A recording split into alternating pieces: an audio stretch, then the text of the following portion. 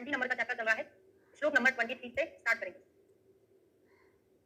अस्तु बात गुणान वक्ष्यामः।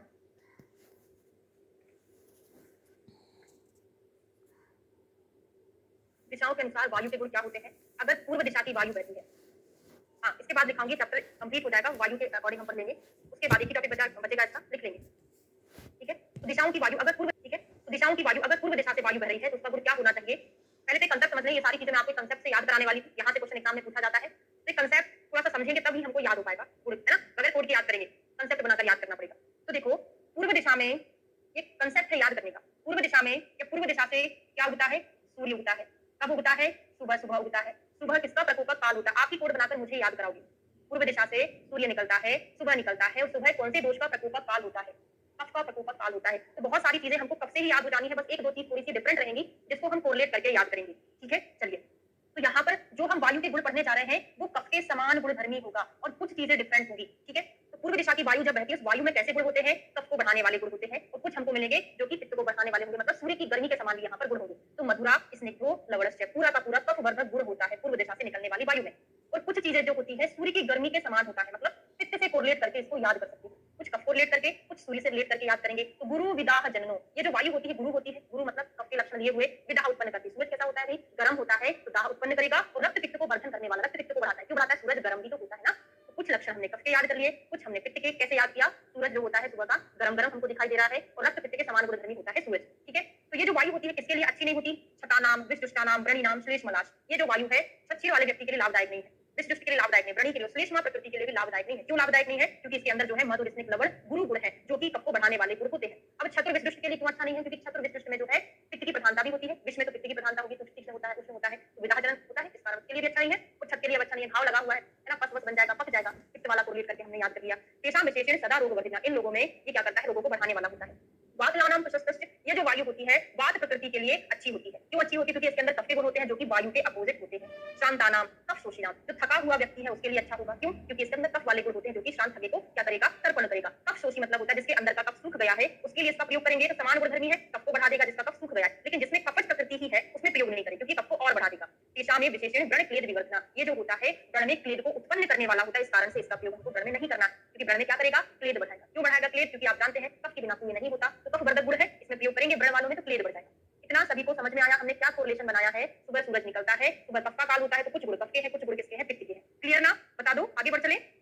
अगली वायु आती है दक्षिण दिशा की वायु। तो पहले तो मैं आपको एक चीज लिखा देती हूँ, सबसे अच्छी वायु कौन सी होती है? उत्तरी, फिर दक्षिणी, फिर पूर्वी, और सबसे लास्ट होती है पश्चिमी वायु, है ना? सबसे लास्ट ये जो होती है कफ शोषी, मतलब जिसका कफ सूख गया है उसके लिए अच्छी है ना, व्रण में क्लेद को बढ़ाने वाली होती है, लास्ट लाइन है। उत्तर दक्षिण पूर्व पश्चिम, हम क्या पढ़ते हैं जनरली?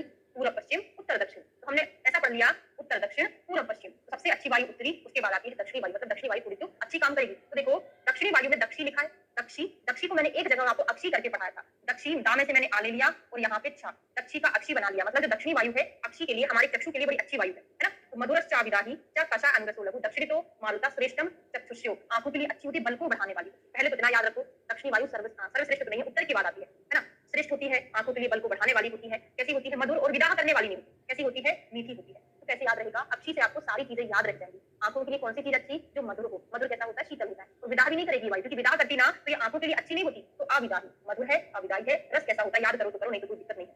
रक्त पित्त प्रशमनो, रक्त पित्त को शमन करने वाली होती है दक्षिणी वायु, रक्त पित्त को बढ़ाने वाली कौन सी होती है? पूर्वी वायु। अब यहाँ पर क्यों कैसे याद करोगे? और नाचा वात प्रकोपना, और वात रोगों को कुपित नहीं करती है। कुल मिला के आंखों के लिए अच्छी है मतलब मधुर रस है, आंखों के लिए अच्छी है मतलब विदाह करने वाली नहीं है। विदाह करने वाली नहीं है इसका मतलब क्या होगा? रक्त पित्त को भी नहीं बढ़ाएगी, रक्त पित्त को शमन करती, साथ में वात को भी शमन करने वाली होती, वात को प्रकोपित नहीं करती दक्षिणी वायु। हम कैसे बनाते हैं? आपको ऐसे बना के लिखना, यहाँ पर पूरा होता है, पश्चिम होता है, ये उत्तर होता है, ये दक्षिण होता है। ठीक है, तो यहाँ पर वायु की प्रकृति वाले तक इनका सूत्र, वात के लिए ये भी प्रशस्त है ना। पूर्वी वायु दक्षिणी वायु के बारे में पढ़ना है, वात के लिए ये अच्छी है, ये भी वात के लिए अच्छी वायु है, वात को प्रकोपित नहीं करती है ये वायु। ठीक है, क्लियर हो गया? आगे बढ़ते हैं पश्चिमी वायु। तो पश्चिमी वायु जो है सबसे खतरनाक वायु है, खराब वायु होती है। पश्चिम में क्या होता है? सूरज कहाँ से निकलता है? पूरब से निकलता है ना। कब निकलता है? सुबह निकलता है। किसका प्रकोपक काल है? कफ का प्रकोपक काल है। सूरज जो होता है कहाँ डूबता है? पश्चिम में डूबता है। कब डूबता है? शाम को डूबता है। शाम को कौन से दोष का प्रकोपक काल होता है? वात का प्रकोपक काल होता है। तो जो पश्चिमी वायु है ना, वात को प्रकोपित कराने वाली वायु होती है।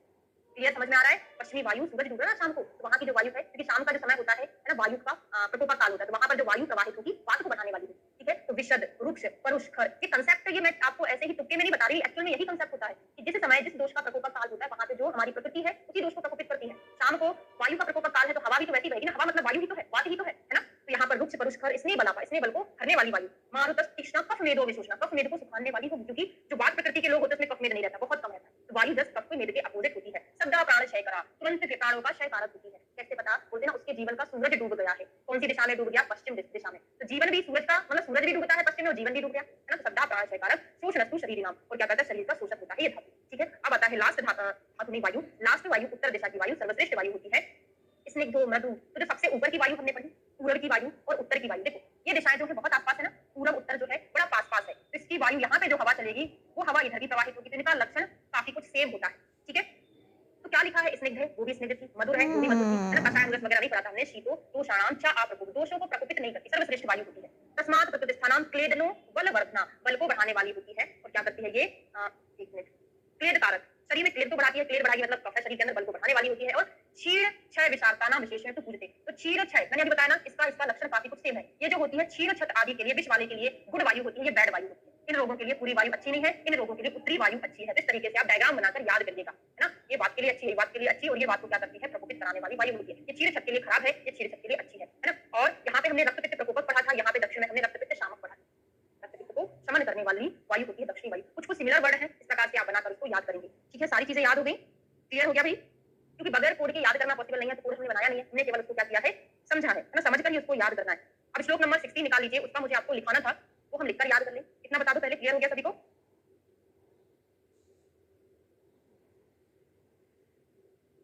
चलो ठीक है, ओके। पहले हम लिखेंगे रस विरुद्ध, रस विपाक विरुद्ध, रस वीर विरुद्ध। इसको पिछली बार करेक्ट कर लिया है, कुछ गलत लिखा था पहले, है ना। हिंदी में सही, हिंदी में संस्कृत पढ़ने में आपको मिस्टेक हो जाती है कि बताऊंगी अभी कहां पर मिस्टेक होती है, लेकिन जब आप उसको चक्रपाणी की टीका में लिखोगे वहां से देखकर कि मैंने करेक्ट किया हुआ है, क्योंकि सुश्रुत पढ़ के आप लिखते हो तो वो संस्कृत का आपको गलत मीनिंग लगता है, लेकिन हिंदी में सही लिखा है बिल्कुल। चक्रपाणी, सॉरी चक्रपाणी नहीं, कलहर में भी वैसे लिखा है ना। तो यहाँ पे जो मैं लिखा रही हूँ एकदम सही लिखा रही हूँ। आपको डाउट होगा बाद में थोड़ी पढ़कर, इसलिए मैंने अभी क्लियर कर दिया है। दलहर से हमने इसको पिछली साल करेक्ट किया था। तो कुछ रस होते हैं जो केवल रस विरुद्ध होते हैं। इसका भी एक कोड है याद करने का, बार बार रिपीट करोगे तभी याद होगा। चलो पहले केवल रस है, फिर छोटा वाला वी विपाक है, फिर बड़ा वाली मात्रा आती है वीर की। ये भी आपके ऊपर आ रही है क्योंकि अभी हम इसका याद करेंगे, है ना। तो पहले केवल रस विरुद्ध है, फिर रस में छोटा वाला भी आ जाएगा विपाक, फिर बड़ा वाली मात्रा, पहले छोटी की मात्रा, फिर बड़ी की मात्रा, फिर दोनों के विरुद्ध, वीर्य विपाक के विरुद्ध। रस विरुद्ध केवल दो रस होते हैं, कौन कौन? अम्ल लवण और तिक्त कषाय। अम्ल अम्ल लवण, अम्ल लवण रस एक दूसरे के विरुद्ध रस होते हैं, और तिक्त और कषाय एक दूसरे के विरुद्ध रस होते हैं। तिक्त कषाय अम्ल लवण, ठीक है। अब दूसरा रस देखते हैं। रस विपाक में चार चीजें एक दूसरे के विरुद्ध है। रस विपाक विरुद्ध, मधुर रस का विपाक और तिक्त रस का जो विपाक है एक दूसरे के विरुद्ध होता है। मधुर रस का विपाक कषाय रस के विपाक के विरुद्ध होता है। अम्ल का विपाक कटु का जो विपाक होता है उसके विरुद्ध होता है, और लवण का विपाक कटु के विपाक के विरुद्ध होता है। ठीक है, रस वीर्य विरुद्ध में देखते हैं।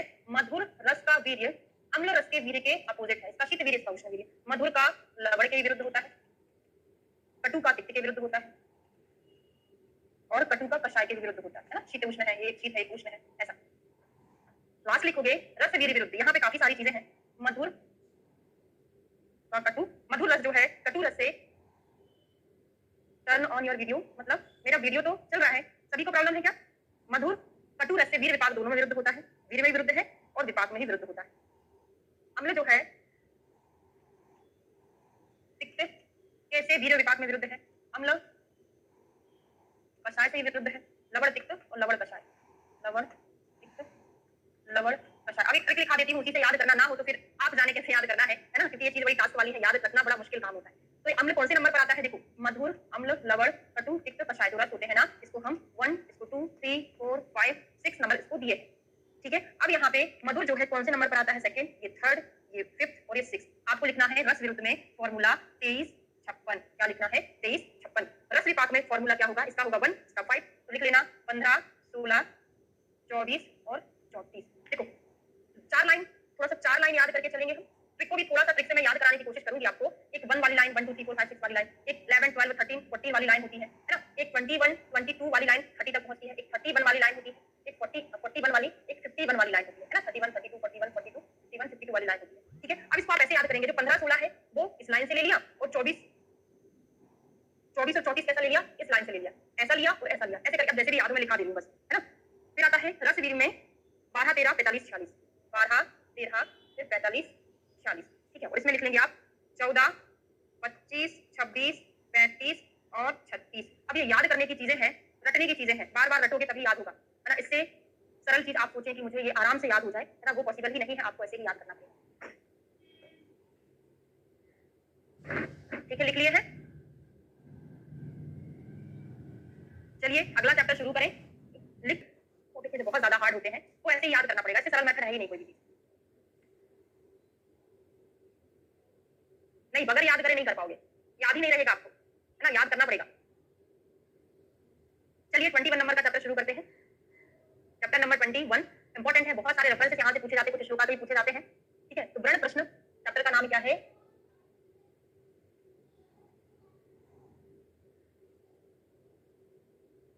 व्रण प्रश्न या व्रण प्रश्न अध्याय। सबसे पहला श्लोक का रेफरेंस नहीं, मुझे मत याद करिए, ऐसे सारे नहीं हो पाते, कुछ चीजें इसमें अलग ही लिखा हुआ है ना, कुछ एक दो नाम अगर हम ऐसा सोचेंगे तो उसमें एकदम एक दो नाम छूटे हैं, चोरी में उन्होंने लिखा नहीं है, तो उससे गलत हो जाएगा। तो पहला ही रेफरेंस पूछ लिया जाता है, वात पित्त श्लेष्म श्लेष्माण एह देह संभवा, किसका रेफरेंस है? किस आचार्य ने बताया हुआ है, कहाँ का है, ठीक है। वात पित्त श्लेष्माण एव देह संभवा हेतवा, सब परस्पर विरुद्ध में वो आएगा सबसे लास्ट वाला, सर्वतः विरुद्ध बोले ना, तो रस वीर विपाक जो है सर्वतः विरुद्ध। नॉर्मल क्वेश्चन पूछे रस वीर विपाक में कौन से विरुद्ध है, या सर्वतः परस्पर विरुद्ध कौन है, लास्ट वाला लिख लो, है ना। ठीक है, एक बार करके देख लेना, सारे अगर हो रहे हैं तो हो जाएंगे। तो वात पित्त श्लेष्माण एव देह संभवा, वात पित्त कफ जो है हमारे देह की उत्पत्ति का कारण है। तय व्यापन्य अधूम अर्ध ऊर्ध्व सन्निहित शरीर विदम धारिते, ये जो होता है वात पित्त कफ जो होता है हमारे शरीर को धारण करता है, इसीलिए वात पित्त कफ को हम क्या बोलते हैं, त्रिस्थूण नाम से जानते हैं, इसी को हम त्रिस्तंभ नाम से भी जानते हैं। तो वात पित्त कफ हमारे शरीर का धारण करते हैं, उन्हीं से हमारा शरीर बना हुआ है, इसी को हम त्रिस्तंभ या त्रिस्थूण नाम से भी जानते हैं, ठीक है। ता ए व्यापन्ना प्रलय हेतवा तद शोणित। हाँ, अब यहाँ से वात पित्त कफ जो है सभी आचार्य ने तीनों दोष माने हैं और चतुर्थ दोष भी माना है, इसको रक्त को। अब यहाँ पर ध्यान देने योग्य चीज क्या है कि चार दोष किसने माने हैं? आचार्य सुश्रुत ने चार दोष माने हैं ना, कि नहीं माने हैं?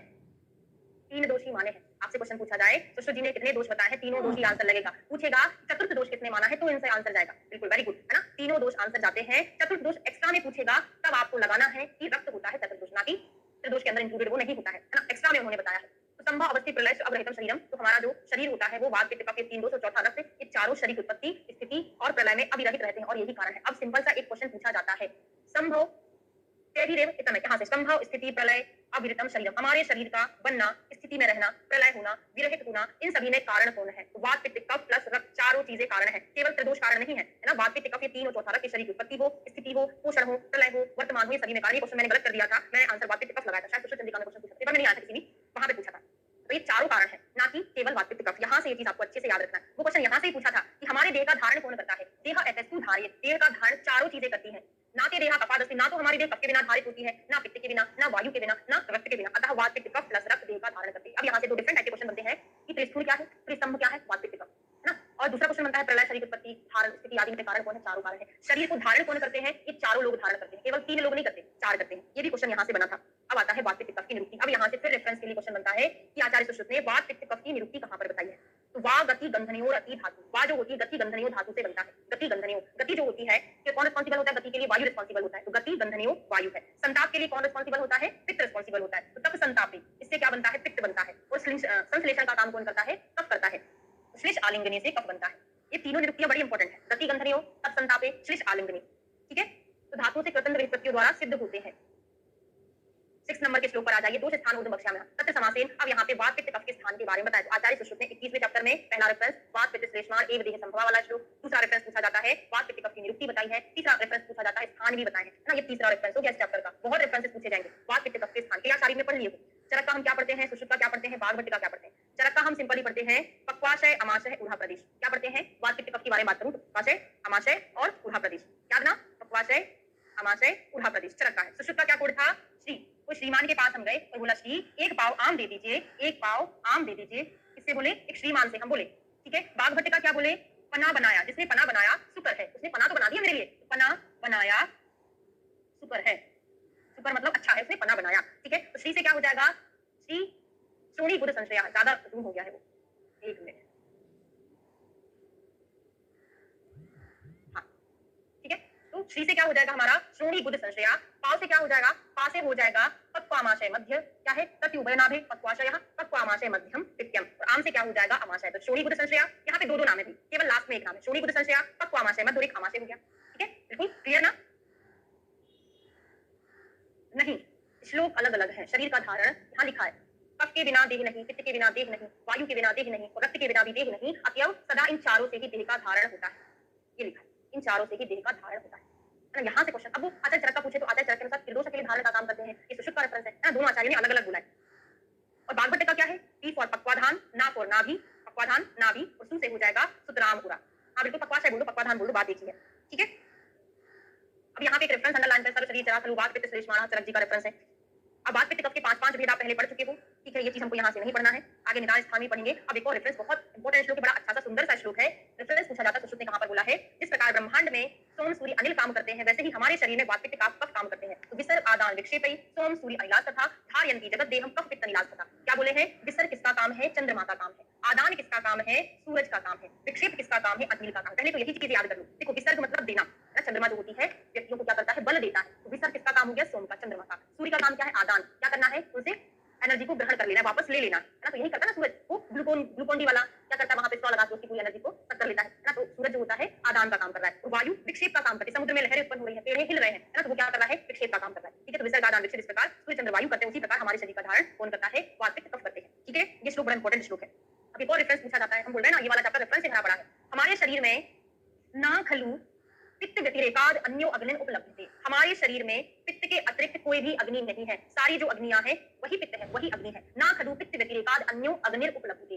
पित्त के अतिरिक्त शरीर में अन्य अग्नि उपलब्धि नहीं है, क्योंकि अग्नि ही पित्त है, पित्त ही अग्नि है। तो हमारे शरीर में जो दहन पचन आदि का क्रिया कर्म जो होता है वो पूरा पित्त ही कराता है। अब डिटेल में पित्त के लक्षण को पढ़ने जा रहे हैं। ठीक है, तो पित्त कितने प्रकार का होता है, 5 प्रकार के होते हैं। कौन कौन से होते हैं, रंजक, पाचक, आलोचक, साधक और भाजक। एक एक का कर्म बहुत महत्वपूर्ण है, क्रियाशाली में पढ़ चुके हो। तो सबसे पहले हम कौन से पित्त को पढ़ने वाले हैं, पाचक पित्त को पढ़ने वाले है ना। सबसे पहले पाचक पित्त को पढ़ते हैं। पाचक पित्त कहाँ होता है, पक्वामाशय के मध्य में। आचार्य सुश्रुत के अनुसार इसका स्थान कहाँ होता है, पक्वामाशय के मध्य में। वही तो अग्नि का स्थान है ना, पक्वाशय अमाशय के मध्य में ये रहता है। क्या करता है ये पाचक पित्त, पचाने का काम करता है। ये फंक्शन पूछा जाता है, चतुर्विधम अन्नम पचति विवेचयति च दोष रस मूत्र पुरुषाणी। बहुत इंपॉर्टेंट है, याद करके रखिएगा। जब मैं समान वायु आपको पढ़ाऊंगी अष्टांग हृदय में, फिर आपसे पूछूंगी, बहुत कुछ सिमिलर श्लोक है वायु का और पाचक पित्त का, बिल्कुल सिमिलर श्लोक है। फिर चारों प्रकार के अन्न को पचाने का काम करता है। पचाने के बाद जो रस बनता है ना, उसको वो मल में और धातु में डिवाइड करता है ना। मूत्र पुरुष को सेपरेट करने का काम करता है। बस वायु का काम क्या होता है, वो निकालने का काम भी करता है। अष्टांग हृदय में पढ़ेंगे, अभी नहीं है ना। तो चारों प्रकार के अन्न को पचाता है, उनका अलग अलग दोष मूत्र पुरुष में विवेचन भी करता है। और क्या करता है, आत्मसत्या शेषाणाम पित्तानाम शरीरस्य अग्निकर्म नाम अनुग्रहम करोति।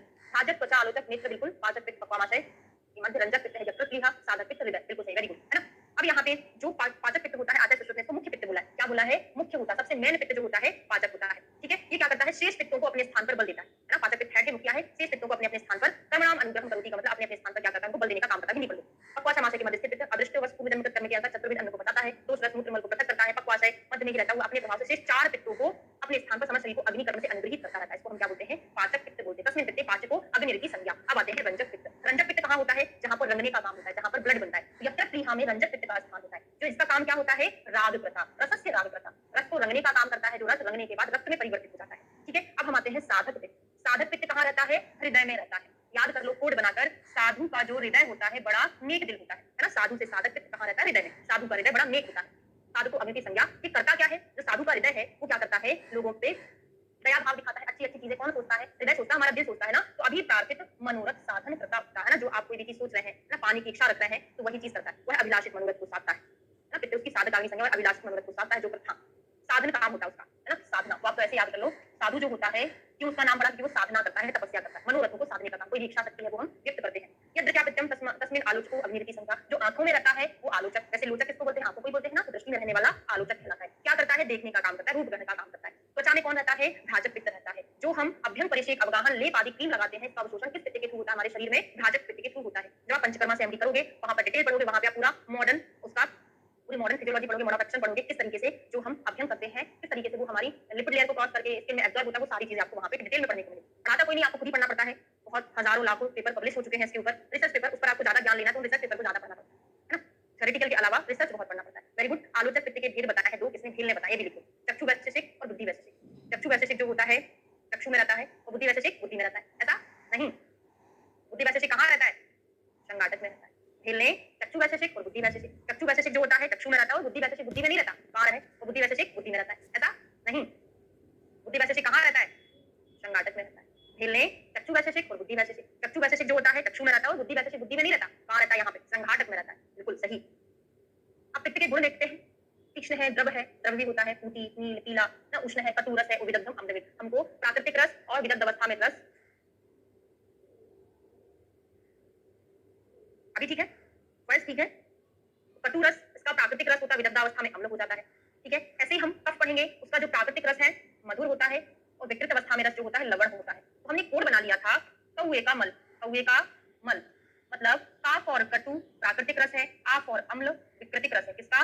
पित्त का। मा फॉर मधुर, ला फॉर हो जाएगा लवण, ये प्राकृतिक रस है कफ का और लवण जो है विकृतिक कफ है, रस है कफ का। कौए का मल करके हमने याद कर लिया।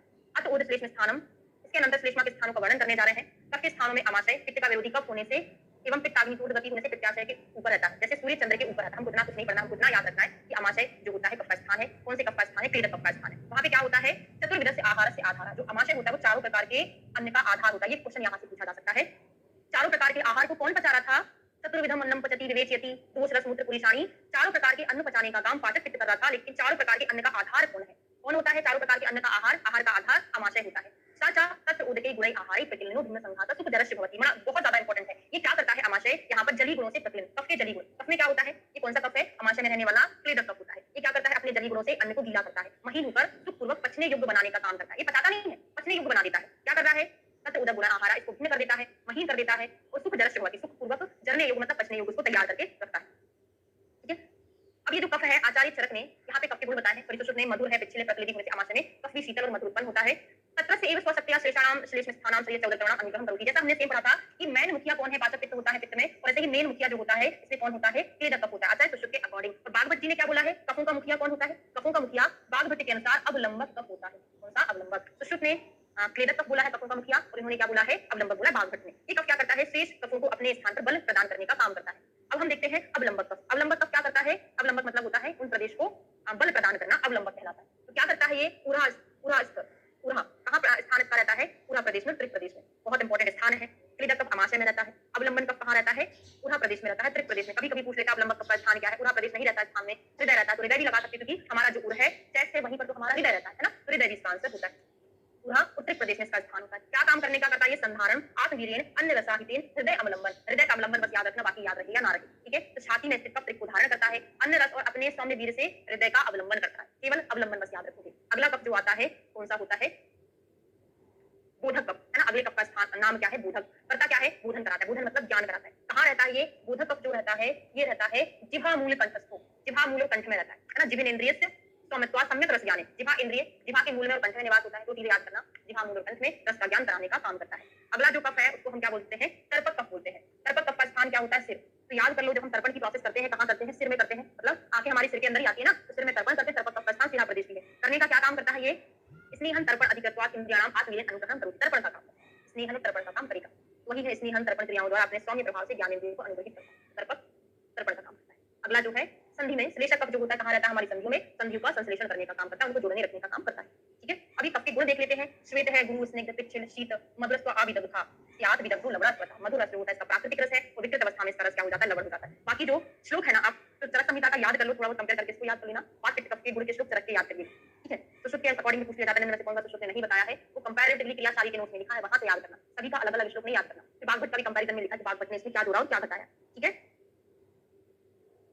शोणित से स्थानम यत्र, अब शोणित का वर्णन बात पित्त कफ का तो कर दिया, शोणित का बता दिया है। यत्र प्लीहा में इसका स्थान होता है ना। तत् स्थान में शेषाणाम शोणित स्थानम अनुग्रहम, और उक्त रक्त उन्हीं यत्र प्लीहा स्थानों में रहता हुआ शेष रक्त स्थानों का उपकार करता है उनको। हाँ, कंफ्यूजन तो होता है, बस वो याद रखना पड़ेगा ना, वो कंपैरेटिव करके ही याद रखेंगे, ऐसे नहीं याद करेंगे। अब षड क्रियाकाल पढ़ेंगे। षड क्रियाकाल से रेफरेंस बनता है। हाँ, रक्त के गुण के बारे में उन्होंने यहाँ ही बताया है। कुछ गुण कहाँ बता दिए हैं? शोणित वर्णनीय अध्याय बता दिया, सुश्रुत स्थान का 40 नंबर का चैप्टर है, कुछ यहाँ पर बता दिया। रक्त कैसा होता है? अनुष्ण शीतम, ना ज्यादा गर्म ना ज्यादा ठंडा, रस मधुर होता है। मधुर और लवण रस किस आचार्य ने बताए हैं? आचार्य बागभट्ट ने बताए हैं, अष्टांग हृदय ने बताए। मधुर और लवण रस होता है। सुश्रुत ने केवल मधुर रस बोला है। पूछा जाए कि रक्त में रसों का वर्णन किसने किया है? सुश्रुत ने भी किया है, बागभट्ट ने भी किया है। श्वेत गुरु विस्त्र स्याद विदाहश्च पित्तवत्, ये विस्त्र गंधी होता है, मतलब आमगंधी होता है। इसका विदाह पित्त की तरह होता है। एतानि खलु दोषा स्थानानि येषु संचिते दोषा प्राग संचय हेतु रक्तः तत्र संचितानाम खलु दोषानाम शब्द पूर्ण कुशलता। अब ये दोषों का संचय बता रहे हैं। पहले मैं आपको बता दूं कि जो क्रियाकाल होते हैं कितने कितने होते हैं? 6 होते हैं। षड क्रियाकाल, श्लोक थोड़ा बाद में आएगा, पहले हम इनका संचय का ही पढ़ लें। तो संचय प्रकोप प्रशंसा, स्थान संचय करके आता है, संचय प्रकोप प्रसर, स्थान संचय, व्यक्तावस्था, भेदावस्था, ये 6 होते हैं क्रियाकाल। क्रियाकाल मतलब होता है चिकित्सा करने का अवसर। अगर आपने संचय अवस्था में चिकित्सा कर ली तो रोग आगे नहीं बढ़ना, संचय निकल गया है तो प्रकोप में कर लो, प्रकोप में कर लो तो प्रसर में कर लो, तो ऐसे करके आगे आगे चिकित्सा की कठिनाई बढ़ती जाती है। सबसे पहले हम देख रहे हैं संचय अवस्था। इसकी संचय अवस्था वात पित्त कफ की संचय अवस्था। जिसको श्लोक याद है बहुत अच्छा, जिसको नहीं है कोशिश करूंगी याद कराने की, वैसे मुझे श्लोक से याद है तो कोड से मैं ज्यादा अच्छे से याद तो नहीं करा पाती हूँ, सर आपको अच्छे से याद कराएंगे कोड से, है ना। मुझे श्लोक से याद था तो मैंने उतना कोड इसको बनाने की कोशिश नहीं की। हाँ, संचयन का प्रकोपम का स्थान संचय व्यक्तावस्था ऐसे करके आता है, ठीक है। तब पहले देखते हैं तत्व संचितानाम खलु दोषानाम, यहाँ से स्तब्ध पूर्ण पुष्टता, वात का है पीत अवभासता मन दोषमता च अंगानाम, पित्त का है गौरवम आल, हाँ ठीक है, यहाँ तक यहाँ कर सकते गौरवम आलस्य, और ये 6 करण विदेश स्थिति लिंगानी भवंति सभी का है। रक्त में रस की नहीं समझ आ रही, रक्त में रस की प्रायोरिटी बागमती की होगी यहाँ। हाँ, यहाँ पे कोई प्रायोरिटी नहीं चलेगी। एक तो पहले ऐसा पूछेगा नहीं वो किसने रक्त का वर्णन किया, तुम्हारा आचार्य भी है जिन्होंने रक्त में रस बताया हुआ है, आपसे स्पेशली पूछेगा है, ऑप्शन सुश्रुत नहीं देगा, ये तो भागवत नहीं देगा, क्योंकि आप चैलेंज कर सकते हो। काल विशेष से देखा जाए तो सुश्रुत के अकॉर्डिंग आंसर जाना चाहिए, क्योंकि काल सुश्रुत का पहले आता है, इसलिए अपन यहाँ पे प्रायोरिटी नहीं चलाएंगे, नाम देके पूछना पड़ेगा उनको, या तो फिर सुश्रुत ऑप्शन में नहीं देगा, भागवत अकेला देगा ना। प्रायोरिटी की बात करेंगे ना तो काल जिसका पहला उसका आंसर जाना चाहिए, इनका तो काल और पहले का है, ठीक है। तो देखिए हमने एक बलून लिया, इस बलून में हमने क्या भर दिया? वायु भर दिया। वायु इतना कड़क होता है कि हमने वायु भर दिया मतलब वायु का संचय कर दिया। इस बलून को हम प्रेस करके देखेंगे, दबा के देखेंगे तो हमको कैसा लगेगा? वो स्तब्ध लगेगा, कठोर लगेगा। तो स्तब्ध पूर्ण पुष्टता, किसी के पेट में वायु भर जाए कैसा लगेगा? स्तब्ध लगेगा, बहुत कड़क सा लगेगा। वात के संचय में स्तब्ध पूर्ण पुष्टता, ठीक है। अब इस वात को निकाल के इसके अंदर क्या भर दूंगी? अब पित्त भर देते इसके अंदर। क्या भर दिया हमने इसके अंदर? पित्त भर दिया, नहीं दिखा होगा शायद आपको, पीला कलर है ना, तो कैसा दिखेगा? वो पीला पीला दिखेगा। पित्त भर दिया तो पीला पीला दिखाई देगा बलून, और हम उसको स्पर्श करके देखेंगे थोड़ा सा गर्म भी दिखाई देगा, तो हम समझ जाएंगे इसके अंदर पित्त भरा हुआ है। तो पीत अवभासता मन दोषमता, श्लोक को भी डायग्राम से याद कर सकते हैं। श्लोक याद हो गया, स्तब्ध पूर्ण पुष्टता वायु का, फिर पीला पीला दिख रहा है तो पीत अवभासता, हाथ रख के देखा तो मन दोषमता हो गया, टांगानाम। अब इसको पित्त को निकाल दिया, कफ को भर दिया। कफ जो होता है बड़ा हैवी होता है, हमने उस बलून को उठा के देखा कि भाई भारी सा लग रहा है, तो गौरव हो गया। अब बलून एक जगह बैठा, इधर उधर हिल भी नहीं रहा, तो उसको आलसी आ गई बलून को, तो गौरवम आलस्य। श्लोक याद हो गया, श्लोक को हमेशा इसी तरीके से इमेजिनेशन से याद करो। शब्द पूर्ण पुष्टता, पीला दिख रहा है, पीत अवभासता, हाथ रख के देखा, मन दोषमता चांगानाम गौरवम आलस्यम, विक्षय करण विदेश स्थिति लिंगानी भवति। इसका मतलब ये होता है कि जिन कारणों से इनका संचय हुआ है, उन कारणों से उसको विद्वेष होने लगता है, द्वेष होने लगता है। जैसे वात का संचय है तो पशु तिक्त प्रसार को बिल्कुल अच्छे नहीं लगेंगे, क्योंकि उन्हीं गुण की प्रायोरिटी उसके अंदर है, उसको मधुर अम्ल लवण रस अच्छे लगेंगे, ठीक है। चरक जी भागवत जी ने 6 करण विदेश स्थिति की जगह उन्होंने विपरीत गुण इच्छा करके बताया। हाँ, विपरीत गुण इच्छा, भागवत ने विपरीत गुण इच्छा करके बताया। मन दुष्मता नहीं, मन दुष्मता,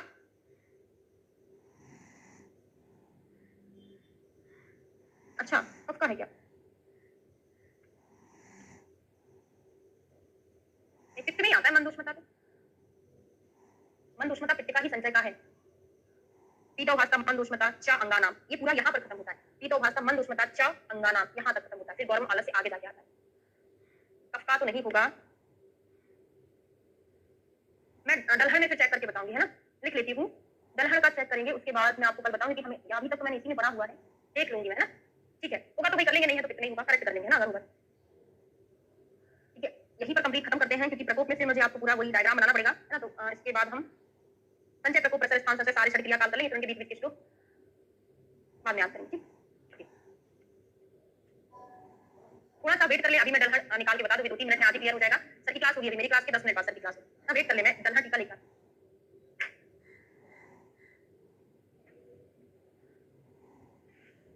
श्लोक नंबर बताया जरा, बुक बंद कर दी है मैंने। 21 का श्लोक नंबर क्या है जो हमने संचय प्रकोप प्रसर पढ़ा है?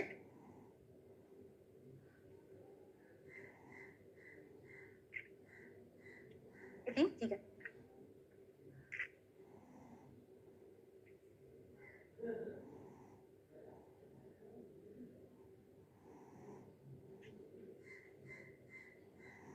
नहीं, मन दोषमता पित्त का ही है ना, करेक्ट कर लो उसको भाई, पक्का नहीं है, इन्होंने लिखा है स्पेशली पीले वर्ण का दिखाई पड़ना, स्पर्श करने पर हल्का गर्म महसूस होना, ये पित्त का है, और गौरव आलस्य ये जो है कफ का है। श्लोक और पढ़ देती हूँ, दलहन का ही है।